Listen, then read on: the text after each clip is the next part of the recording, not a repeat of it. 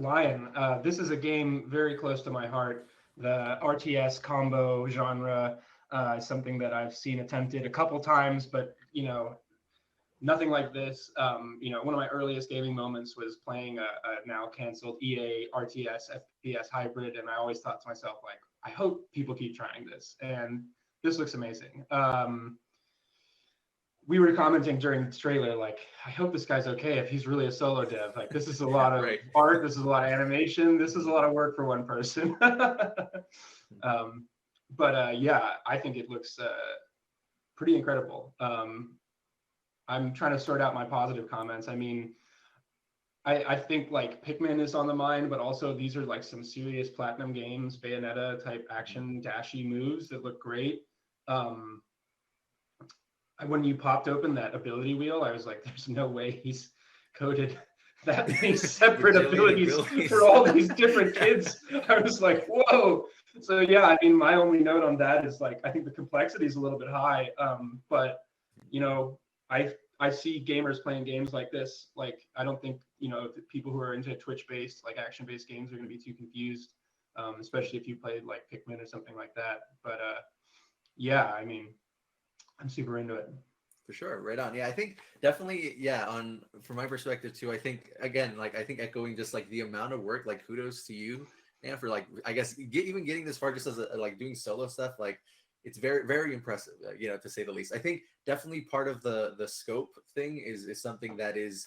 I think just as all like with other games, like whoa, that's a lot of work, especially for one person. So I think just as you're like as I was reading, I think there's like 20 different children that are sort of like each with their own like unique abilities and like skills that will like have these sort of like nested systems. I think that I saw a lot of it's just like the core loop is made of these like sort of nested loops and it sort of keeps going like almost like a recursion.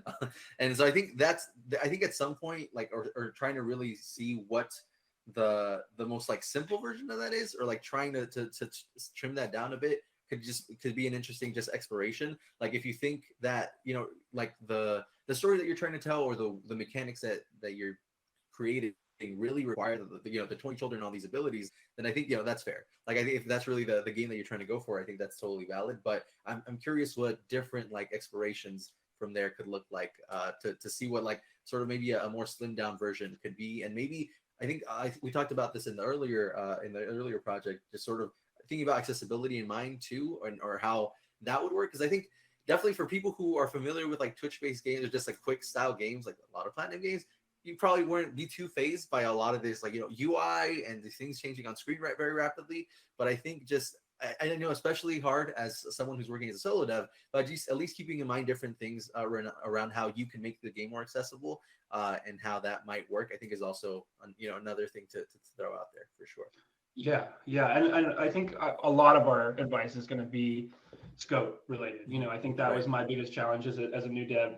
My advice here is scope related, but for a different reason. I mean, you've shown in this trailer like you're a workhorse, like you can handle a large scope already. I think that you're going to have to edit down the scope just in terms of clarity and like, okay, there's 20 abilities. Like, what are the three that the players keep coming back to, or not three, but however many, that like are really used, and like what are the ones that kind of add like, well, I don't remember who this guy is, and like he is just a water power or whatever, he's like Aquaman.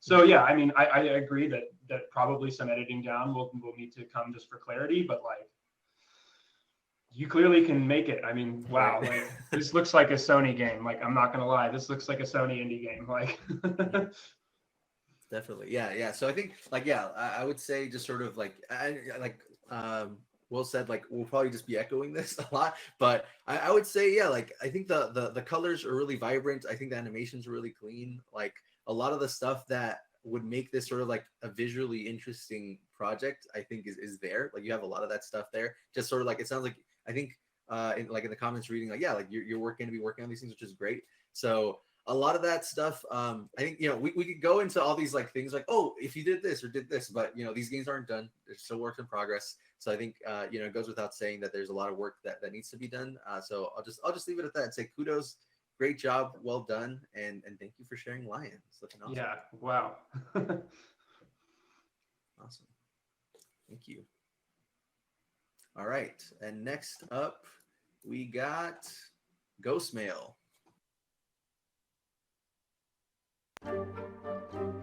Ghost Mail.